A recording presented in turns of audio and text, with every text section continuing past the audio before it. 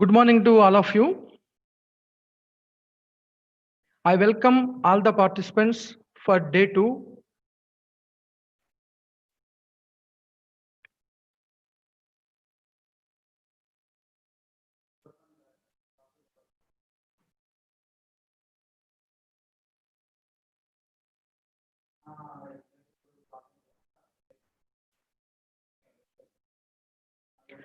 Department of Humanities and Sciences, Balaji Institute of Technology and Science, Narsampet, Warangal, proudly organizing national level 1 week confederated online faculty development program on orienting applications and conceptualized aspects of sciences and humanities.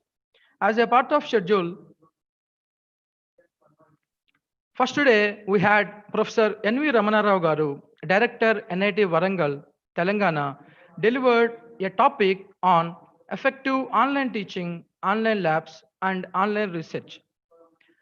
I thank all the participants. Till now, 5,000 viewers watched this video in the YouTube. And yesterday, we had a topic on physics by Dr. K. Shauribabu, working as Assistant Professor of Physics, Vigyan University, on a topic photoluminescence biosensors for fast biomolecule detection. Nowadays, these biosensors, he has given wonderful applications in real life. Biosensors can detect even the viruses like COVID. And today, third day, I welcome all the participants for day 3 on a topic called chemistry by Dr. E. Lakshmi Narayana Garu, working as Associate Professor of Chemistry, Srinidhi Institute of Technology and Science, Hyderabad, Telangana. He has vast experience in research as well as teaching experience. Today, SAR will be delivered on a topic called Advances in Corrosion Science Applications in Engineering.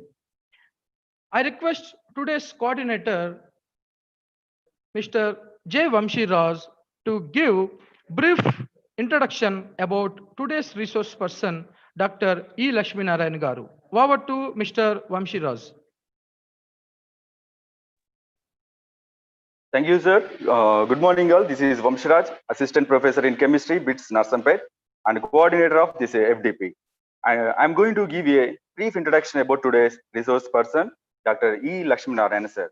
Dr. E. Lakshmi Narayan, sir, had completed MSc PhD from Kakatiya University and worked at KITS Warangal, BITS Narsampet, and Mahatma Gandhi Institute of Technology, Hyderabad. He has experience of 18 years of teaching and research. He is currently working as Associate Professor of Chemistry and Associate Head of Chemistry Section in Science and Humanities Department at the Srinidhi Institute of Technology. He published 127 papers in reputed national and international journals. He participated and presented research papers in 42 international and national conferences and seminars. He has given about 15 invited talks at national seminars and conferences organized by JNTU Hyderabad, AVN College, Palam Gaud Degree College, Sri Sharada College, etc. He visited Philippines to attend an international conference. Under his guidance, 6 students have been awarded PhD degree from JNTU Hyderabad and 5 students are presently working with him. He is a member, Board of Studies in Chemistry in JNTU Hyderabad, Anurag University Hyderabad, Anurag Engineering College Kodad, VJIT, Mallareddy College of Engineering and Technology. Sir authored 2 textbooks. One is Engineering Chemistry for BTech students and another one is Nanotechnology and Biomedical Applications. This is a short introduction about Dr. E. Lakshmi Narayan, sir. Now I would like to invite Dr. E. Lakshmi Narayan, sir, to start the today's session. Thank you, sir. Yeah, thank you, sir. Thank you for your nice introduction. Now, with your good wishes, I would like to start my session. I am privileged to give this lecture in from BITS Narsampet.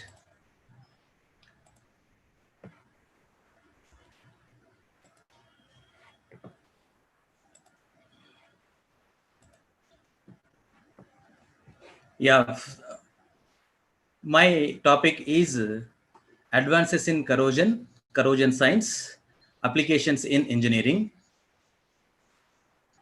Now, I'll come back to these pictures in the middle of my presentation about the two pictures that are presented, Statue of the Liberty and Statue of the Unity. So before I start my lecture, I would like to present some pictures that are related to my topic. So first, when you see this picture, we think that there might be some maintenance problem and the material is being destroyed by water and oxygen attack. It is a general phenomenon. But there is a great loss behind this due to attack of some chemicals or electrochemical environment. This might be not only due to maintenance, but also replacement. This is also due to replacement. A picture has taken from industry, a small bridge that is being constructed by iron, where this iron is being destroyed. And this may leads to even explosion also.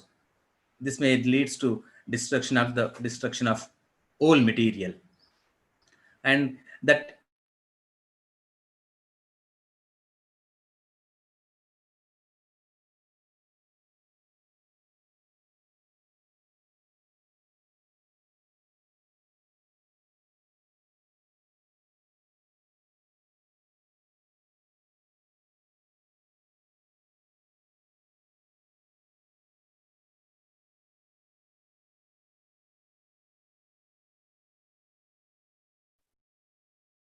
Sir?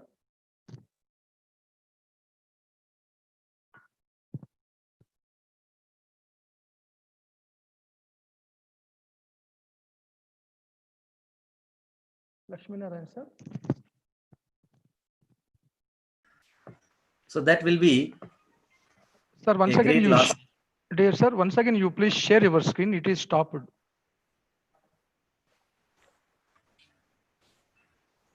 So this may be due to attack of chemical or electrochemical environment. Then when you see the next slide, next picture of this railway track, of course it is maintained. It is under regular maintenance, but there will be a loss of the material that leads to sometimes even accidents also. So even the rail, not only railway track, but also the wheels that are being destructed due to attack of chemical or electrochemical environment. And this leads to accidents. So we think that accident is only due to drivers' mistakes or some technical issues in the railway department or in a change in the tracks. But this also happens when corrosion, when you have corrosion of the materials. That may be due to railway track or the wheels. Now, this is an industry where we have boilers, and even this boiler pipes are also get corroded, are also destroyed, decomposed by attack of chemical or electrochemical environment, and with that the explosion of boilers occurs.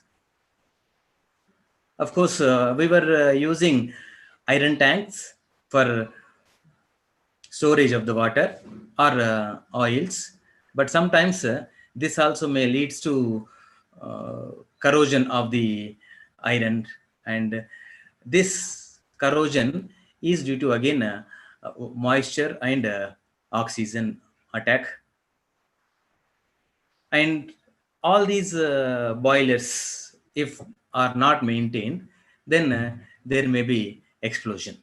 If the boiler is exploded, that will be a great loss, not only to the industry, but also to the GDP or economic of the system.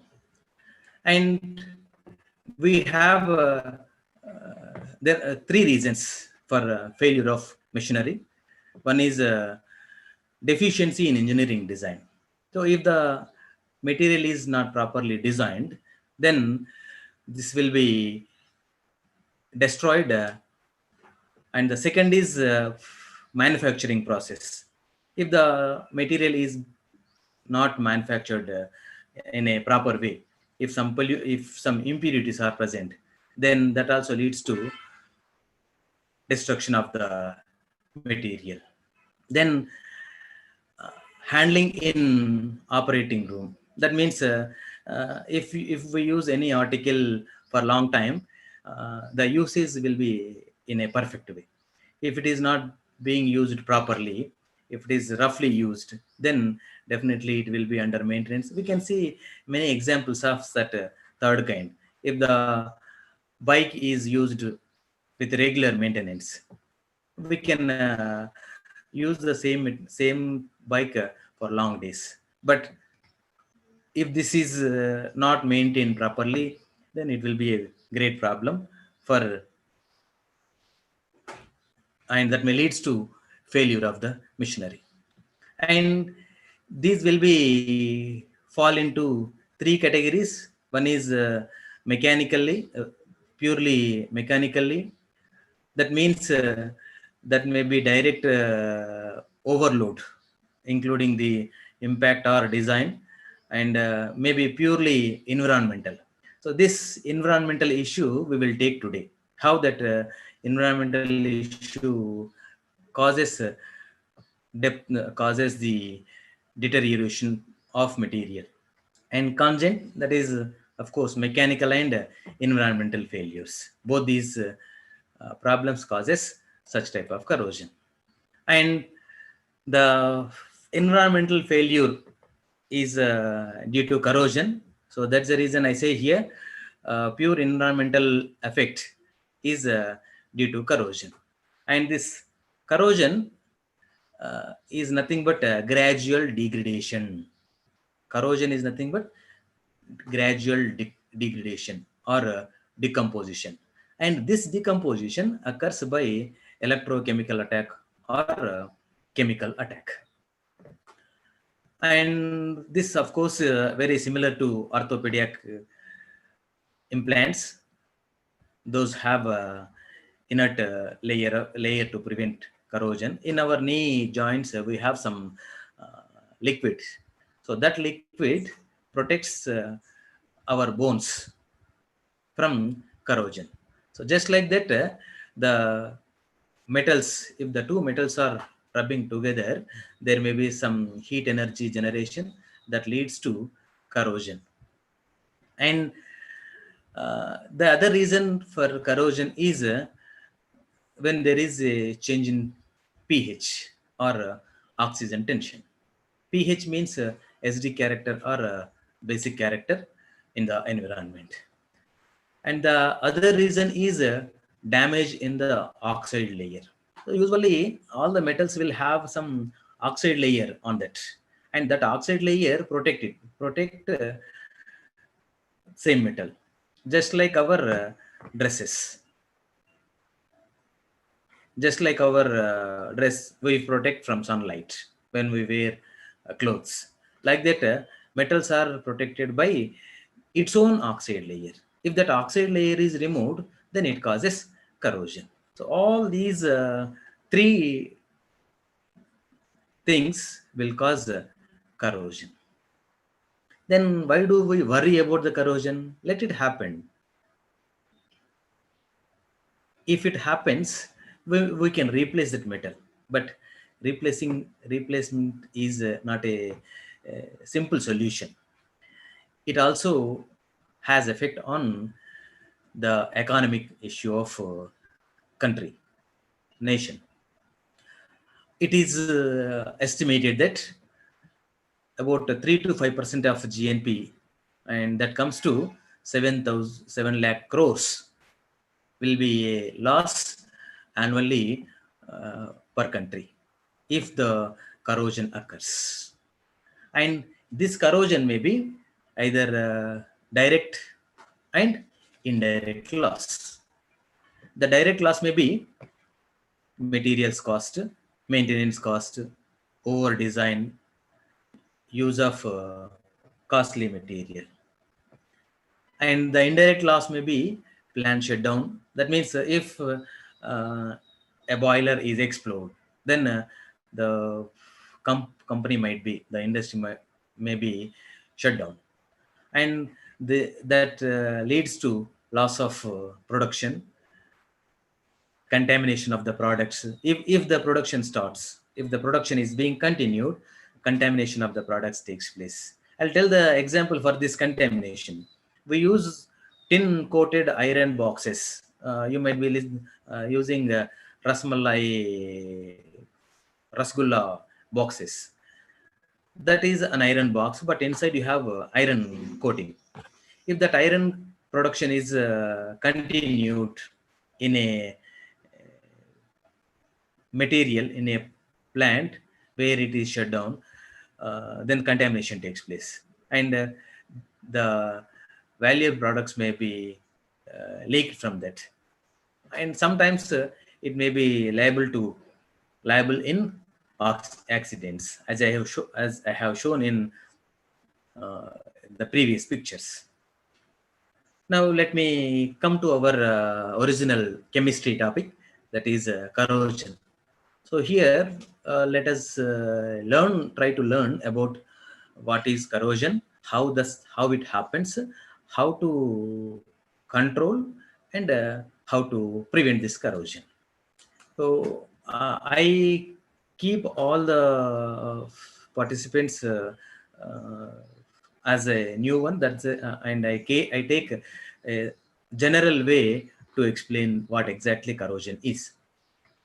Yeah, corrosion is simply destruction, loss of that material, decomposition of the material, and that may be of chemical or electrochemical attack.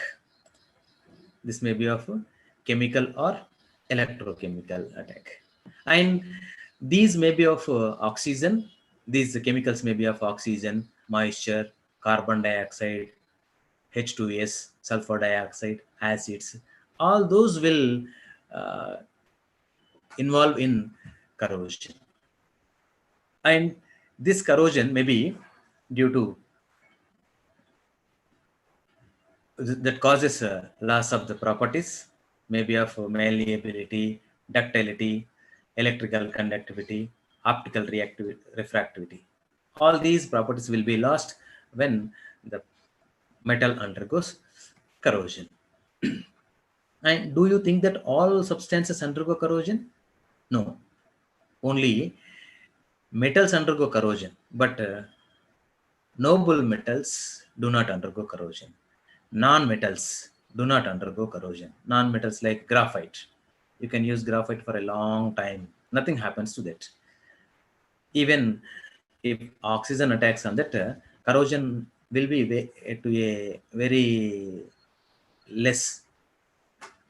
And we say gold, platinum, and sometimes silver. These substances do not undergo corrosion. They are prone to corrosion. And those are said to be noble metals or inert metals. That's the reason we are able to wear such gold ornaments. And the examples for corrosion are rusting of iron. This is we generally observe. This we generally observe in everywhere. And silver waves may be attacked by hydrogen sulfide. I'll show these images in coming slides. As I said that only metals except this is aurum and platinum undergo corrosion. Now, if the metals are to be obtained, we have to reduce. All the metals will be available as oxides or chlorides. sulfates, nitrates as in their combined state. Now, if you want metals, then these oxides are to be reduced. Now, do you think that these metals will remain in the nature as same? See here, you have mineral or ore or metal oxide. This metal oxide is reduced. That process is known as extraction of the metals. Extraction of the metals. Once the metal is extracted, this metal will be exposed to the environment. That is again oxygen or water or other chemical that leads to formation of corrosion product. And reverse to this is again reduction. Reversal of extraction, reverse of this is known as corrosion. Reversal of extraction of the metals is corrosion, and corrosion is an oxidation process as that occurs by attack of chemical or electrochemical environment. Now, if you see the corrosion, it can be described in two different ways. One is wet corrosion, that is electrochemical corrosion, and the second is dry corrosion. It is dry corrosion. Wet corrosion is nothing but that happens in presence of water. So simple example of iron nails get rusted by attack of those substances. And dry corrosion may be attack of hydrogen sulfide, silver plate attacked by hydrogen sulfide, that becomes black. I said that silver doesn't undergo corrosion. It undergoes only a very few cases. Even if it undergoes corrosion, the sulfide layer can easily be removed by washing. Even with simple water, you can clean that. That is a reverse process. Even silver undergoes corrosion, you can protect. Let us see the same example in oxidation corrosion. Now, the first type of corrosion, let us see chemical corrosion or dry corrosion. So, this occurs by direct attack of chemicals. Those chemicals may be of sulfur dioxide, carbon dioxide, Cl2, hydrogen sulfide, and all those. And this may be classified into three ways. One is oxidation corrosion. It is directly attack of this oxygen, and corrosion by other gases, then liquid metal corrosion. The oxidation corrosion, that is oxygen. Let us see about oxidation corrosion. First type. This will be absorbed by attack of direct oxygen, and this direct oxygen attacks in the absence of moisture. In the absence of moisture, oxygen attacks. So corrosion takes place. Now, the alkali and alkaline earth metals. You have three different types of the metals here: alkali metals, alkaline earth metals, and transition metals. Alkali and alkaline earth metals are corroded or oxidized at room temperature only. But the transition metals, D black elements, if those metals are to be oxidized, there should be high temperature. At high temperature only we can see oxidation of this corrosion. Then the silver, arum, gold, platinum, these three metals are not oxidized. Why? They are noble metals. Even oxygen attacks on these metals that decomposes back to give same metal. Now, I just introduce a simple mechanism about the oxidation corrosion, how exactly it takes place. The oxidation of metal first is observed. A metal, solid metal you have. The solid metal is oxidized to form metal ion by liberating the electrons. Now, as I said that oxygen attacks on these metals, this oxygen takes the liberated electrons. The main source of the electron is metal. Why metal is undergoing oxidation? It has tendency to lose electrons. It has reactivity. It has to satisfy octane tool. For that reason, this undergoes oxidation to liberate electrons. The liberated electrons will be forming, will be combining with oxygen to form oxide layer. This is O minus 2, oxide ion. Now the oxide ion and metal ion, they combine, they join together to form metal oxide.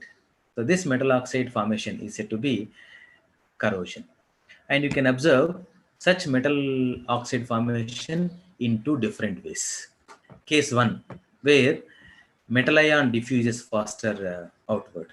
See, assume that this is a metal and metal is undergoing corrosion at the surface. And we have to remember that corrosion is only a surface phenomenon. It is a chemical surface reaction, only occurs at the surface of the metals. And when you have the surface of the metal ion here, to form metal oxide, metal ion and oxide ion both have to travel opposite to each other. Now, which travels at a fast? In both the cases, in two cases, once metal ion diffuses first, and the second way, oxide ion diffuses first. In case 1, metals like iron, cobalt, nickel, and copper, these metal ions diffuse outward. The outward diffusion of metal ion is faster than inward diffusion of oxide ion. To form the metal oxide, for the metal oxide formation to take place, for this, either oxide ion should get in or metal ion should come out. These two are called diffusion rates. It is practically observed that metals like iron, cobalt, nickel, these metal ions diffuse faster outside, faster than inward diffusion of oxide ion. So, corrosion growth, oxide layer formation growth takes place at the scale interface. And in the second case, cadmium, titanium, and zinc, these metals are may not diffuse faster. In that case, oxide ion diffuses. These metal ions size is very high. That's the reason they do not diffuse faster. When you see the oxide layers, there will be 4 different types of oxide layers formation takes place. One is aluminum, lead, copper, tin. These metals form stable metal oxide layer. The best example is aluminum. When aluminum is observed, we don't paint it. We don't use this aluminum with another metal layer, because aluminum forms a stable metal oxide layer. On that aluminum, its own oxide layer will be there, just like a silkworm. A silkworm protects itself from environment by forming such a way the stable metal oxide layer will be formed, and corrosion will be stopped after some time. Unstable metal oxide, as I said, that silver gold, platinum, they do not undergo corrosion, because if the metals are corroded, they form silver oxide, rm oxide, platinum oxide, but those oxides are unstable. They decompose back to give same metals. That's the reason we are able to use such metals as ornaments. And as the metals do not undergo corrosion, they are expensive. Next is volatile metal oxide, that is molybdenum oxide. Molybdenum forms metal oxide layer, molybdenum metal oxide, which is volatile in nature, and that causes severe corrosion. Then porous layer will be formed by alkali metals and alkaline earth metals.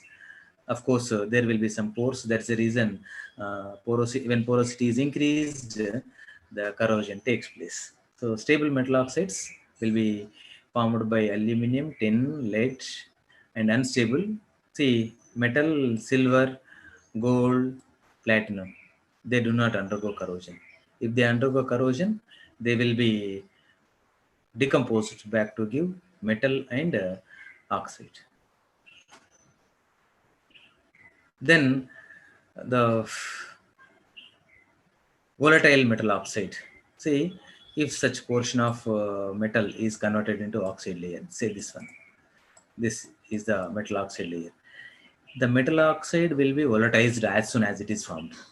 Molybdenum trioxide. As soon as it is formed, it undergoes volatilization. Once the volatilization is done, a fresh metal surface will be available for corrosion process to occur. So corrosion process will be severe in this case, undergoes fast corrosion, rapid corrosion. Like petrol, it evaporates, decomposes. Then the porosity can be explained, of course, by using a Pilling Bidworth rule, and it is a simple phenomenon based on volume of metal oxide and volume of the metal available. If the volume of metal oxide is greater than or equal to volume of the metal, now we can say that oxide layer is protective or non-porous in nature. It is so simple. Volume of metal oxide is more. Metal oxide is more. If metal oxide is more, then it protects from itself. If the metal oxide content volume is less, then the oxide layer is said to be porous, and that causes severe corrosion. Examples are alkali and alkaline earth metals. Then you can also have corrosion by other gases like carbon dioxide, sulfur dioxide, chlorine, H2S. I have taken example of that hydrogen sulfide.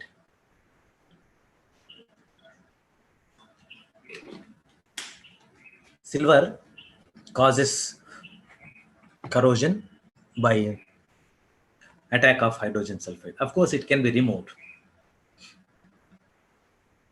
And you can also take example of Taj Mahal. Taj Mahal effect the stones becoming yellowish due to attack of sulfur dioxide and carbon dioxide, hydrogen sulfide. Even the acid rain also causes loss of these materials. It comes under corrosion by other gases. Then the liquid metal corrosion may be of simply contact. This occurs by direct attack of liquid metal at high temperature on solid metals or alloys. See here, you can see an example of sodium metal during nuclear reaction. This sodium metal is used as a coolant at that high temperature, and this liquefies. Corrosion can be happened at cadmium when you use liquid sodium as a coolant. Now let us see wet corrosion or electrochemical corrosion. We have to understand two things here. The one is this corrosion takes place in aqueous medium. That's the reason you say wet corrosion. And this corrosion occurs in two different ways. Either metal is in contact with conducting medium, that means single metal. Simple, only one metal is in contact with conducting medium, or two different metals are immersed in electrolyte. Either you take one metal or two metals. If they are connected, if they are immersed in electrolytic solution, then such type of corrosion takes place. And this theory explains about the galvanic corrosion. This electrochemical theory is nothing but the galvanic cell formation. And we can have two types of mechanisms based on this electrochemical corrosion. One is evolution of hydrogen gas and absorption of oxygen gas. The metal is corroded by evaluating hydrogen gas or by absorbing oxygen gas. When you consider the acid environment, this is the metal surface, and the metal surface has a acid solution. As per our assumption, the electrolyte may not be uniform throughout the surface. That is concentration. Concentration of the electrolyte may not be uniform. Somewhere you have more, somewhere you have less. Assume that here you have more acid solution. When the acid concentration differs, this cell will be converted into electrochemical cell. So what is the reason for this conversion of electrochemical cell? Difference in concentration. When chemical concentration is differed, the metal will be converted into electrochemical cell. Once electrochemical cell is formed, more concentrated areas will become cathode. Highly concentrated parts will become cathode, and poor concentrated parts, same metal. This is the poor concentrated part.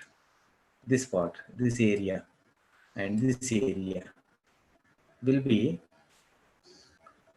poor concentration. So those parts will be converted into anodes. Once anode and cathode are established, anode will be suffered from corrosion. Anode will always undergoes oxidation. Anode is oxidized. When anode is oxidized, the reaction iron to iron ion, ferrous ions will be taking place. So this iron will be lost at the anodic areas. Anode iron will be lost. That will be converted into ferrous ions and electrons. Once the electrons are liberated at these anodes, they diffuse from anode to cathode. Now at cathode, you have a hydrogen ion. This hydrogen ion, this acid, its concentration is more here. So definitely the electrons will be absorbed by hydrogen ion and causes evolution of hydrogen gas. That's the reason such mechanism is known as evolution of hydrogen gas. Now the iron, ferrous ion will be dissoluted. This undergoes dissolution by combining with the negative ion. See, acid means not only H plus ion. You may have Cl minus. You have sulfate, either sulfate or chloride. Whatever the acid you have, those combine to form ferrous chloride, and the ferrous chloride will be hydrolyzed, dissoluted to form ferrous hydroxide. After that, ferrous hydroxide may be converted into rust, yellow rust. I just want to show the simple video pertaining to this mechanism.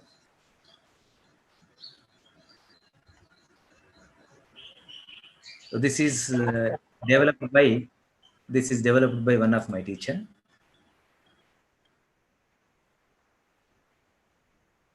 Electrochemical or wet corrosion.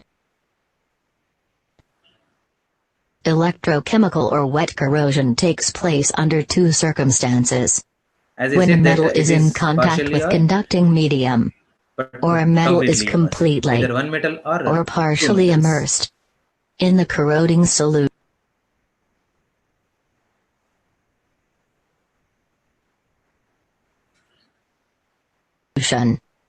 The first step in the electrochemical corrosion involves the loss of electrons by the metal due to the dissolution in the corroding medium. If the metal is exposed to acidic environment, and the metal is above the hydrogen in electrochemical series, develop large anodic area and small cathodic area. So liberated either neutral or slightly alkaline, then there will be development of large cathodic area and small anodic area. The liberated electrons as a consequence of This is the anodic second type of reaction mechanism. I'll explain. are quenched by the reaction with oxygen and water to form the hydroxide ions. So formed hydroxide ions react with ferrous ions to form ferrous hydroxide, which will be deposited on the surface of the metal. Yeah, the second type of corrosion is absorption of oxygen gas type. So this absorption occurs when you have two different types of the environment. Either metal has neutral medium like simple water, or you may have sodium chloride, or even in basic medium also such reaction, such mechanism will be observed. So assume that this is the metal surface, and this metal surface is having some moisture, water. So when you have moisture, usually I said that each and every metal is coated by metal oxide. This is metal oxide, small black one, Fu2O3 surface film. Now, if the surface film is removed either by mechanical process or while using, if the oxide layer is removed from the surface, then that part will be exposed to the environment, becomes anode. In presence of this conducting medium, when metal oxide is lost, then metal will be exposed to the environment and causes corrosion. Once the metal is exposed to the environment, this will be oxidized to form metal ion Fe2 Fe plus 2 electrons. And again, electrons will be liberated, and those electrons will flow from anode to cathode. In the previous case, also electrons flow from anode to cathode only. But here cathodic areas are small, anodic areas are large. And in this case, cathodes are large, anodic areas are small. Once electrons are released to the cathode, there you have water and also dissolved oxygen. These two substances absorb water and form hydroxide ion. When hydroxide ion is formed, hydroxide ion diffuses, ferrous ion also diffuses. They combine each other to form ferrous hydroxide. Once the ferrous hydroxide is formation takes place, that will be further converted into ferric hydroxide or yellow rust, and of course that upon continuous change may be converted into yellow rust or brown rust. This rust formation takes place. See here, the yellow rust is formed due to formation of Fe2O3. First, ferrous hydroxide will be formed. Ferrous hydroxide absorb more moisture to form iron oxide, which is yellow rust. After that, if the oxygen is not available, then we will get brown rust. There is a similarity in wet corrosion and dry corrosion. If only atmosphere oxide is involved, then we can simply say that dry oxidation, that is dry corrosion, and is being formed by beta ferric basic oxide, hydroxide. And if gamma ferrous hydroxide is formed, then definitely it is wet corrosion. So in by this way, we can simply mention it. And when you have wet corrosion, when you have sodium chloride, when you have simply oxygen and water, that leads to wet corrosion. And of course, a few differences between dry corrosion and wet corrosion. Dry corrosion will take place in the absence of moisture, and wet corrosion takes place in the presence of moisture. Then this will be by direct attack of chemicals. This may be indirect attack. Once sodium chloride comes into the medium, or water comes into that, oxygen comes into that, it will be converted into the electrochemical cell, galvanic cell, as I said, and causes corrosion. Dry corrosion is a slow process, and wet corrosion is rapid, because diffusion should occur there. Then corrosion products are produced at the site of corrosion, but here corrosion products are produced at cathode, because the metal ion diffuses fast, and towards that cathode they will be. And here you have continuous corrosion, thereby process will be uniform. But here corrosion occurs only to some areas, anodic areas, and you will see porous oxide layer. Of course, the galvanic corrosion, we use two metals to get the substance, to get the electricity. But here we will lose one metal. When iron and copper are connected by external source, then iron will be corroded. Iron will be corroded due to more oxidation potential. And this will be dissolved in the electrolyte, and this will be protected. Of course, we lose. And as I said that in my first slide, why I put the Statue of the Liberty. This Statue of the Liberty was under maintenance due to attack of environmental substance. Now, this was built by using a copper skin and wrought iron. The wrought iron was the supporting structure and is coated by copper. When iron and copper are in contact, iron will undergo oxidation. Iron will undergo corrosion. So this problem was anticipated when it was built, and they have taken correct measures for for that structure. That's the reason there may be insulation layer between shellac, between those iron and wrought iron and copper. So even then, to some extent, the corrosion happened. Of course, now it is being protected by replacement of insulation using polytetrafluoroethene, PTFE, polytetrafluoroethene.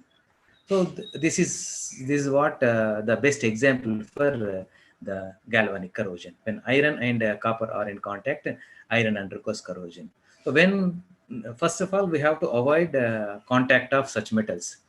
When such metals are to be connected, then we have to take such corrections, protecting measures.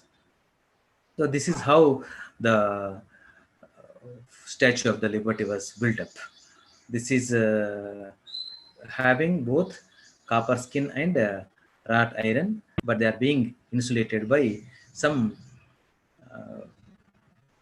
shellac, and it is now being insulated by polytetrafluoroethene. Then you have another type of corrosion, concentration cell corrosion, differential aeration corrosion. When I was explaining about electrochemical corrosion, I said that highly concentrated areas will become cathode. Concentrated become cathode.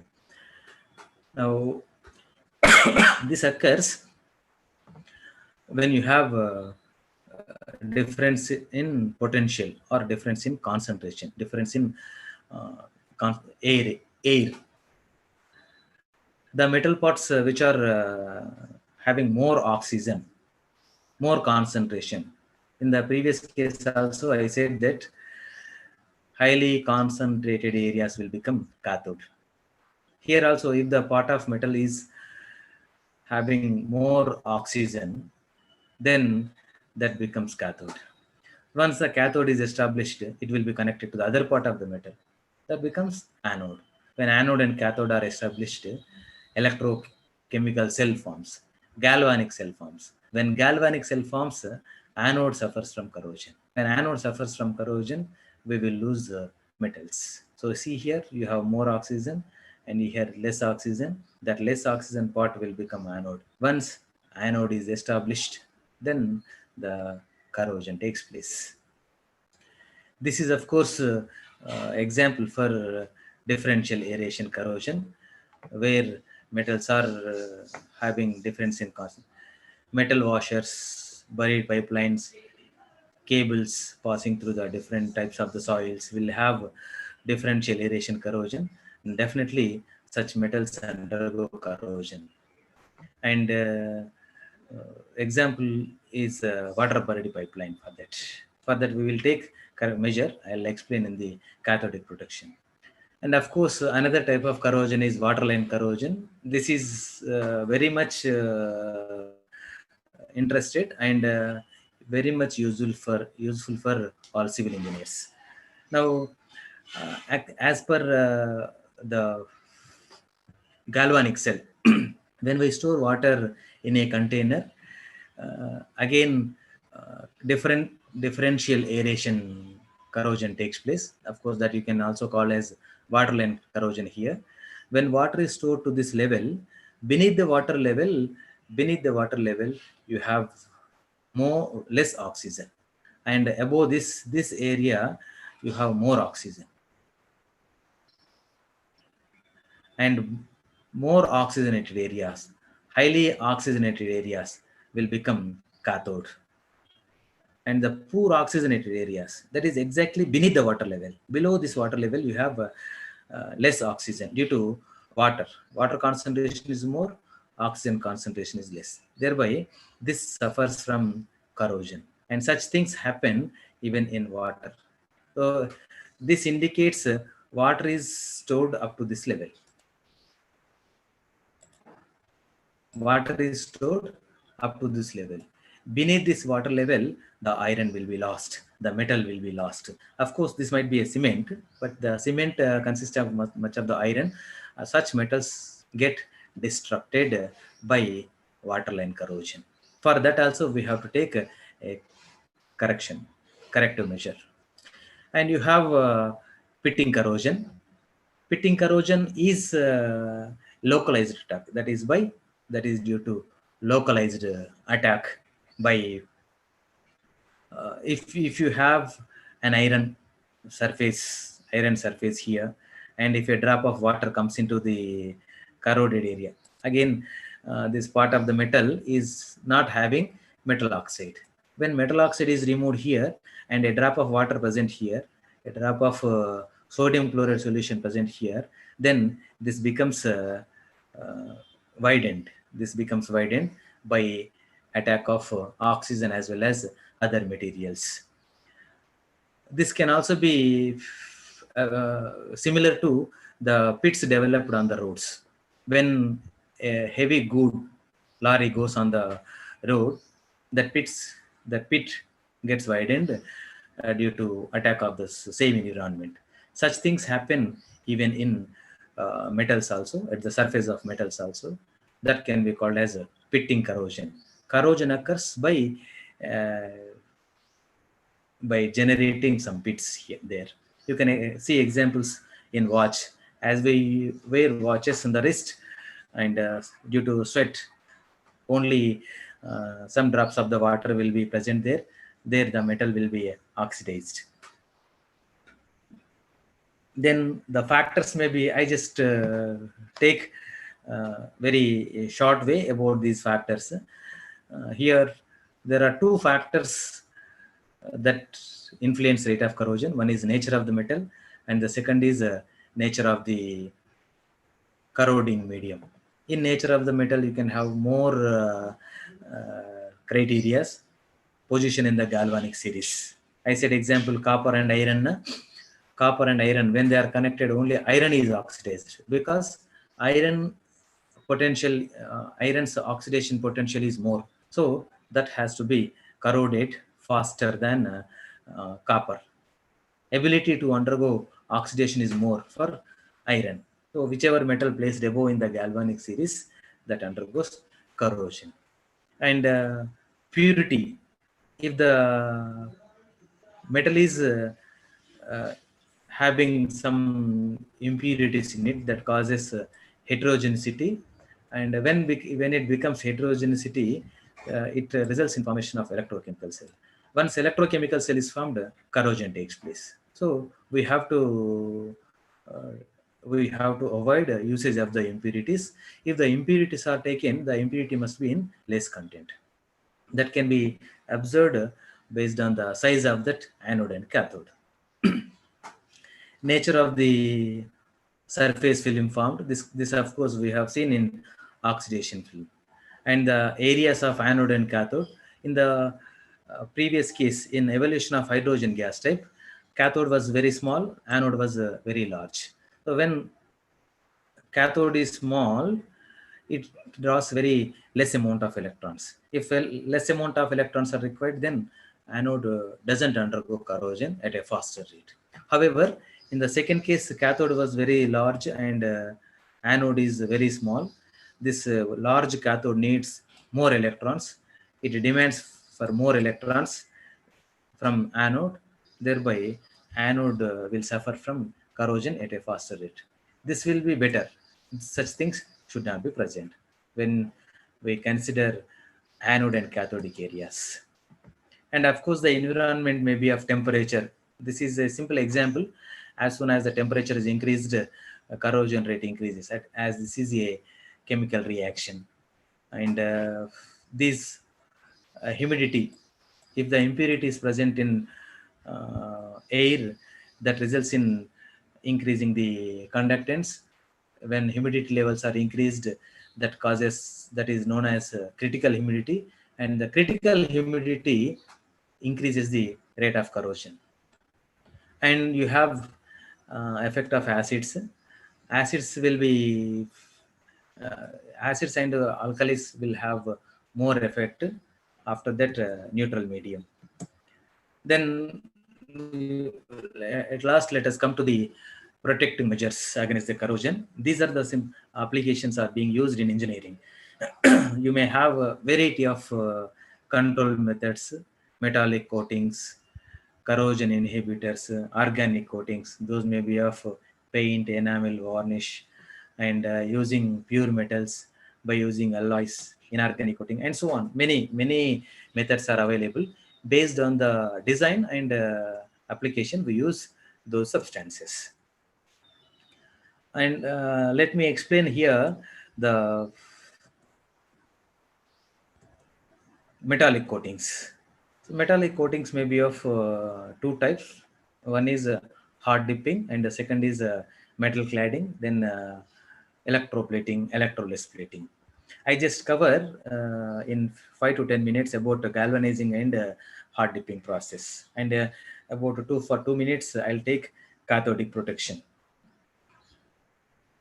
Yeah, in galvanizing process, galvanizing is nothing but coating of zinc on iron sheet. First, iron sheet is so when you want coat any substance, any metal on another metal, First, we have to go for surface preparation. Surface preparation is done by passing through the acid first. When it is passed through the acid, oxide layer will be removed. I said that metal surface contains oxide layer. When oxide layer present, the zinc may not adhere. That is the reason you have to remove iron oxide. After removal of iron oxide, it must be passed through the water to remove this acid solution. Even acid causes corrosion, so you have to remove the acid. Once acid is removed, it must be passed through the hot air chamber, through the hot air, so as to remove water from the surface of the metal. Then it will be passed through the zinc, molten zinc, and excess zinc is removed. After that, annealing is done. I just show the simple process of the galvanizing, how it takes place. Only for 2 minutes I will play this. These have iron and this is the molten zinc. See how the zinc is molten here.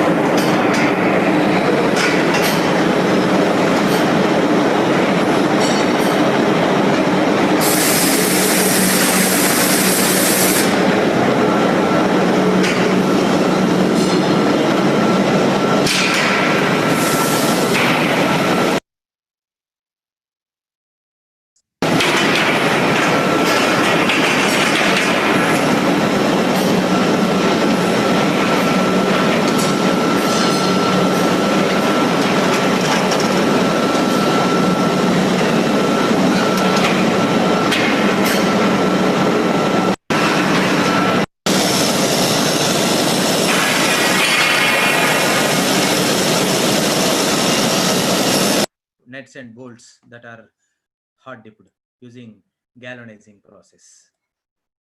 Then you have a tinning process. Of course, it is the same method, but iron is protected by tin, and this will be done in the similar process. See, this is a galvanized pipe, and this is a galvanized iron tank. In the first picture, I have shown you the iron tank, which is corroded. Now, for this, the maintenance will be very less, because even if corrosion takes place, only zinc will be lost. And this is also a zinc coated water pipe, and zinc coated transmission lines and the cables. See how the ship looks like. It is being coated with zinc as well as organic paints. So if it is not done, then the substance get corroded and will be under maintenance.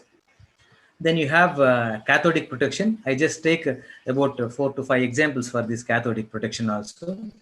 Cathodic protection is nothing but in same application of corrosion is used as an advanced one. If the corrosion takes place, that happens only at anode. Now, if you make any article as cathode, you can protect. The simple strategy in corrosion is anode is corroded, cathode is protected. Now, whenever you want to protect any metal, you make it cathode and connect it to the more active metal. Then corrosion can be stopped. That's what we call cathodic protection method. You can have two methods of cathodic protection: sacrificial anode and impressed current method. Sacrificial anode method may be done by taking zinc, magnesium, aluminum, because these metals are having more activity, and even if corrosion takes place, this will be corroded. If you want to protect a steel pipe, connect a steel pipe with a magnesium anode.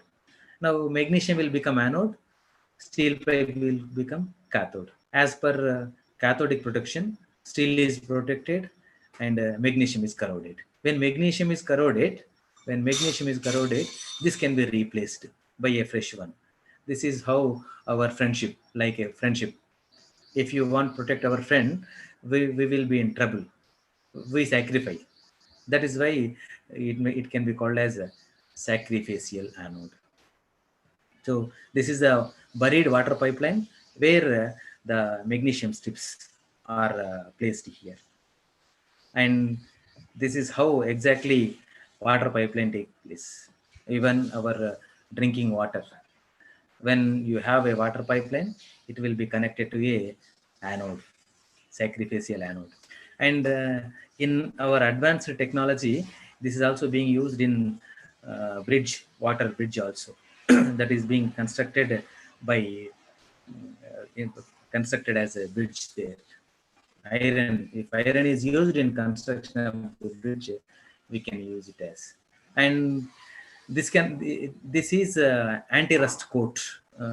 When you buy a car, our advisor, that car insurance, showroom people will ask us anti-rust coat, or do you want anti-rust coat?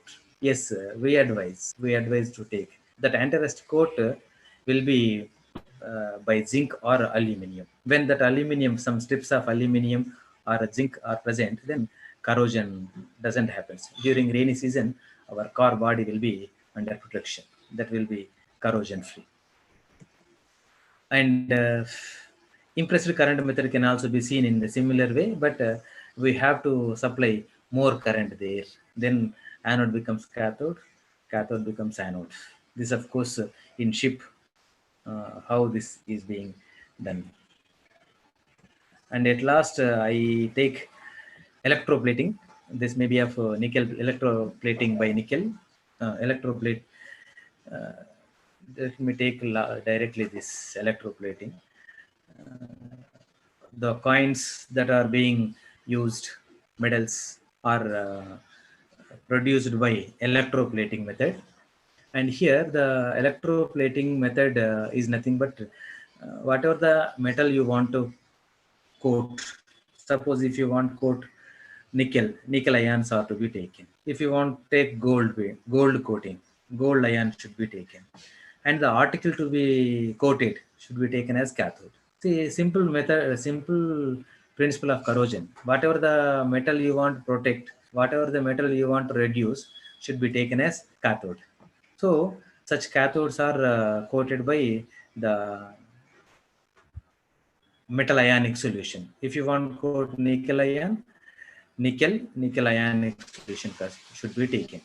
Such things can be observed even in gold coatings, silver coatings also. In this case, the gold, the pole will be as a negative, and if you want coat gold, RM cyanide can be taken.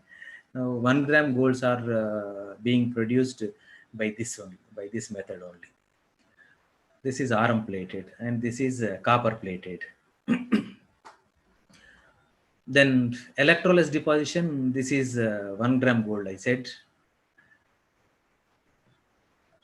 can be carried out by simply immersing those substances. These are all watch, the water jet, all these are produced by, this is of course chromium coating, this is silver coating, and this is also silver coated, copper coated, and some metals. Even if it is coated with metals, it will be long lasting. It will be there for a long time.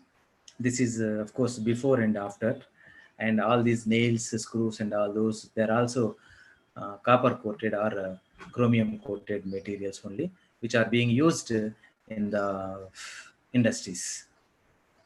Yeah, with this I'll conclude.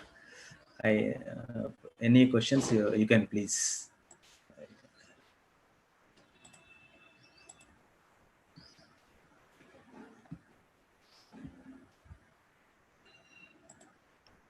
I Thank you, request sir. Vamshi sir Sir, uh, uh, to post any questions. okay, sir. Thank you, sir, for your outstanding lecture on corrosion.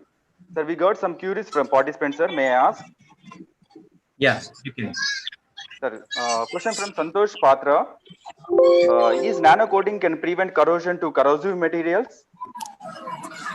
Sir, I'll Yes, repeat the question. exactly. Definitely. Sir, Yes, sir. Yes, sir. Nano coating can be can be used, and of course that will be a advanced technology for corrosion prevention method. okay, sir. Thank you, sir. And another question from Rupak Raman, sir. Is there any biological way to prevent corrosion?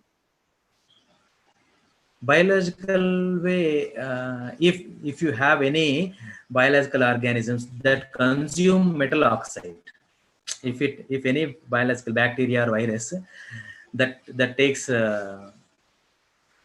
metal oxides as a food, such microbes can be grown, and that can also be by using that also we can prevent corrosion. Thank you, sir. May I ask another question? Sir, Yeah, yes, Santosh sir. Patra, question from Santosh Patra, sir. Whether cooking in iron-made vessels can meet iron deficiency in human body? Yeah, definitely. We cannot use those iron directly.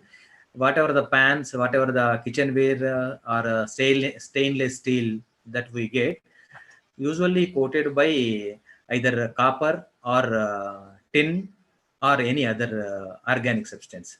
See, dosa pan consists of Teflon coating. So Teflon can resist heat even up to 450 degrees centigrade. That not only reduces the corrosion, but also protects from the sticky nature of the food. And like that, you have tin coating vessels. Even those tin coating vessels also do not undergo corrosion, because tin oxide formation takes place by metal that will be more resistant towards corrosion. So nothing happens. I said example, na? Rasgulla and Rasmalai, all these Haldiram's products are stored in those boxes because the iron is iron is coated by tin. So if you can protect, if you protected iron, if you coat iron with some other metals, then we can use. Otherwise, we cannot heat. At a high temperature, when you heat the pan, that undergoes corrosion at a faster rate. Thank you, sir. Another query from Kumaraswamy, Assistant Professor, Gaud Degree College, Hanmakonda, sir. Whether the alloys allows corrosion or not? Yeah, alloys, we cannot say surely that those prevent corrosion, but the mixing of the two alloys, if it is in a proportionate way, then that stops, that prevents corrosion. If the iron, let us say iron and copper, I have taken example. If iron and copper are used, iron in large quantity and copper in less quantity, then there may be a possibility of corrosion, as anode and cathode are not proportionate. So if the alloy definition is that homogeneous mixture of two or more metals.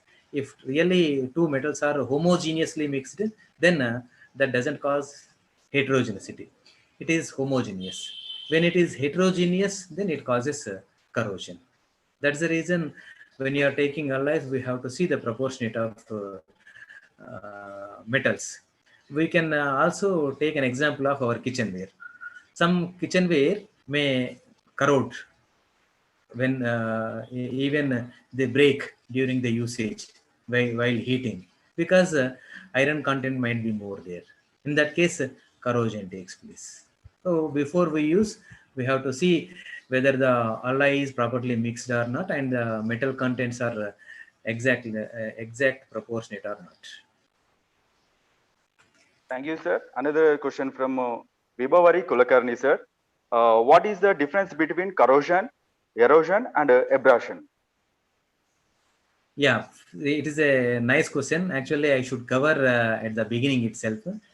Corrosion is by chemical or electrochemical attack. If metal is lost, metal may be lost in different ways.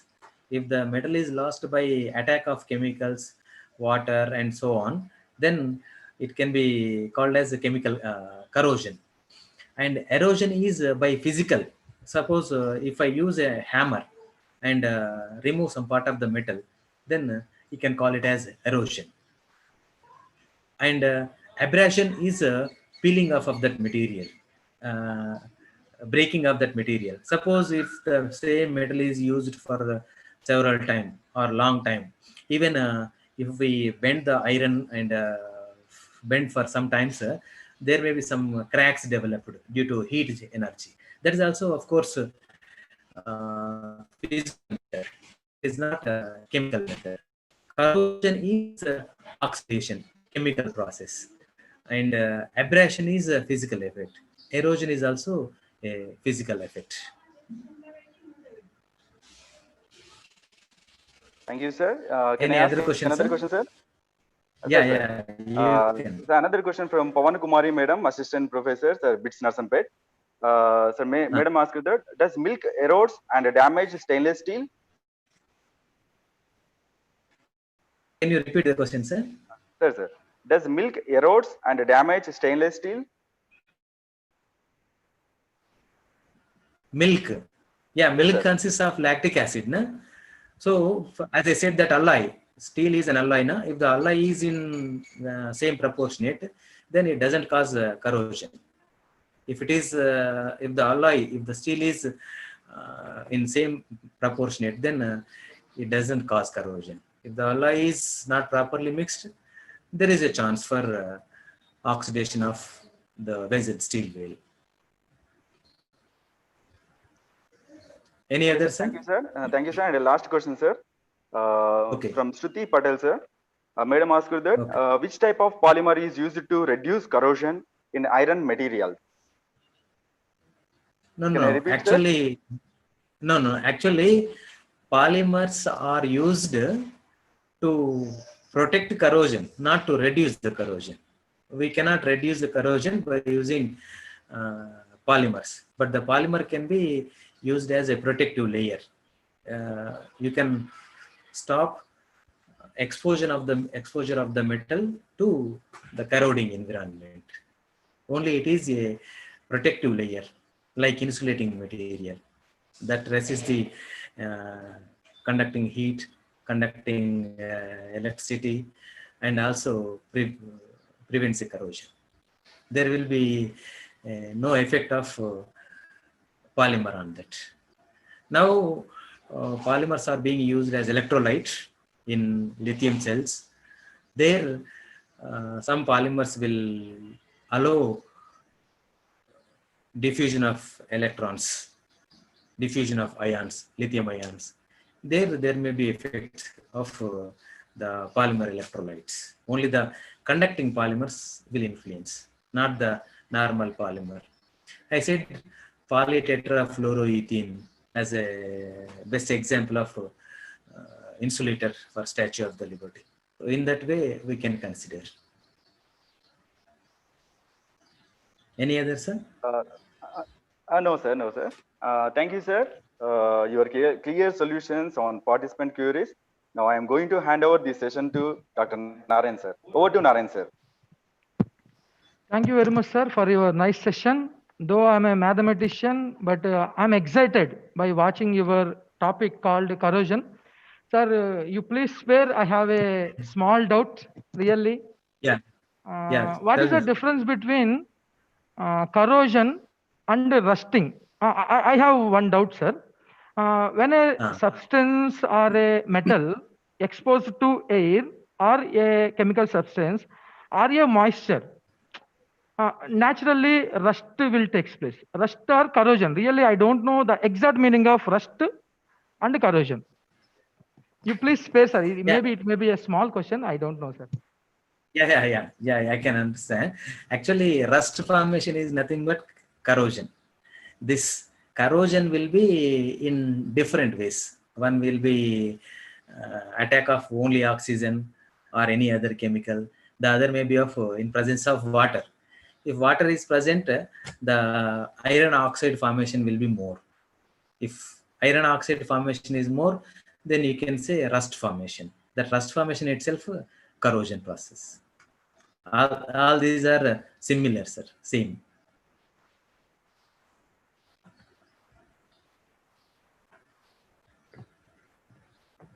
Thank you very much, sir. Really, I'm very much excited by your practical applications in corrosion, which are really useful. And even my guide done a project in corrosion through bending pipes. So at that time, I got some idea about the corrosion.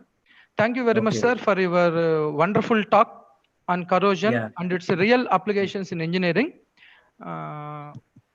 Anything you want to say, sir? Otherwise, I would.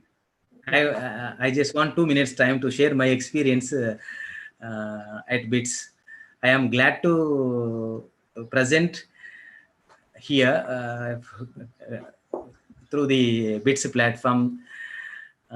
Actually, I worked as assistant professor in BITS Narsampet during 2004-2005, about 1.5 years.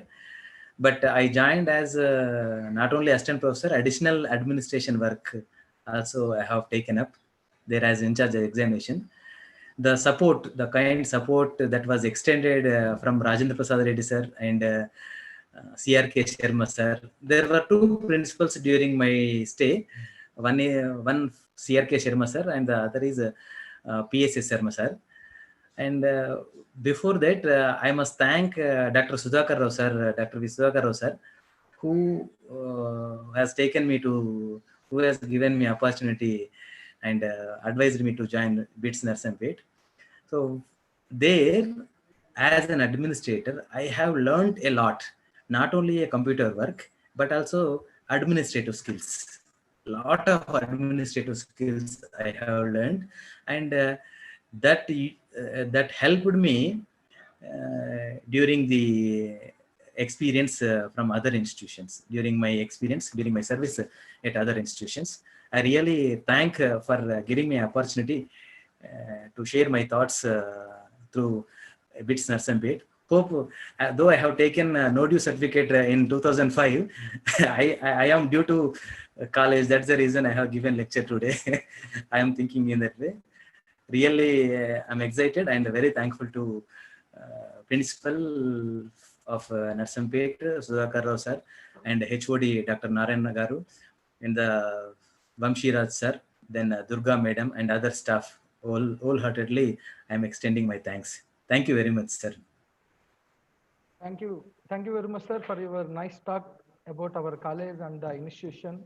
Really, you have a, when I saw your profile, really it was encouraging to me because you have 127 papers. Generally, I observed so many faculty who have completed PhD. After completion of PhD, they will concentrate on PhD, but still you are continuing your research. Now you have 127 plus papers, means it's a quite encouraging, sir. I'm thankful to you, sir. When we approached you, immediately you have accepted our request on behalf of H&S department and the management. My sincere thanks to you, sir, for your kind words about the college and even about our college. So now I request Mrs. P. Sir, Durga. one thing, sir. Please, sir. Another thing, sir. Actually, I forgot to share another view. When I was in charge examinations at BITS Narsanpet, I used to sleep even in the college only. I was a bachelor at that time, so chairman sir asked to stay back in the college itself when the work is not finished. So like that, I spent many nights in the college. I think in the second black first floor, 103 or 203 room there beside the step. There, one 201. facility was there for observers. I used to stay in that room only. And regarding my research, as I am very thankful to your kind words about my research. I am continuing as a student as well as a guide. Student as a student to my guide, and guide as guide to my students. I'm really thankful to my supervisor, Dr. Tirmalachari Garu, who has been encouraging me and supporting me during my PhD, as well as even now also he is encouraging me. And I also extend my thanks to my students because my research scholars, because due to their contribution I could able to publish so many papers. And of course 6 students completed their PhD, and 5 more are going to submit. They are working for that. Really, I am thankful to you, and I am thank you very much for your kind words. Thank you, sir. Thank you very much, sir. Now I request Mrs. P. Durga to give vote of thanks for today's session. Thank you, sir. A very good morning to one and all. Myself, I.P. Durga, working as an assistant professor in Balaji Institute of Technology and Science. It's a deemed to privilege to propose a vote of thanks. I thankful our today's resource person, Dr. E. Lakshmi Narayana sir, for presenting the content in National Online 1-week faculty development program for us on advances in corrosion science application in engineering. I'm very thankful to you, sir, for accepting our invitation and presenting a session for us. Really, this session was very informative and enlightening for us. And I hope this session is very useful and helpful for all of us. My sincere thanks to our college management, our chairman, Dr. A. Rajendra Prasad Reddy sir, and our secretary sir, Rajeshwar Reddy sir Garu, and our principal, Dr. V.S. Hariharan, and our convener, FDP, head of the department, Dr. V. Narayana sir, and our coordinator of today's session, J. Vamshiraj sir, and I'm thankful to all our Balaji group of institution faculty. And my heartfelt thanks to each and every participant who has participated in our today's session. From bottom of my heart, my sincere thanks to each and every member who has participated and make our program as a very grand success. Thank you. Thank you. Stay home, stay safe. Thank you very much, ma'am, for your vote of thanks. And now, before concluding the today's session, I request all the participants. Already, we have posted a feedback form in the YouTube chat box. You please fill it. And coming to tomorrow,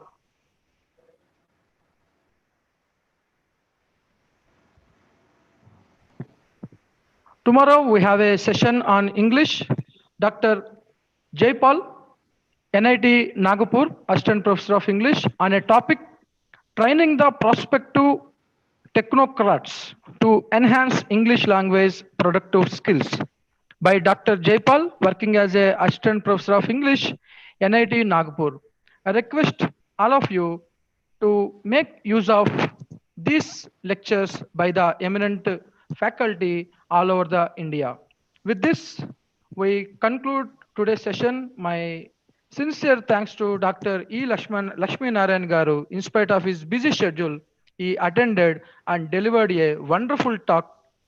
And when I observed the feedback from sir, most of the participants, they have given a wonderful feedback about your lecture, and you have Thank you, sir. mentioned so many live examples.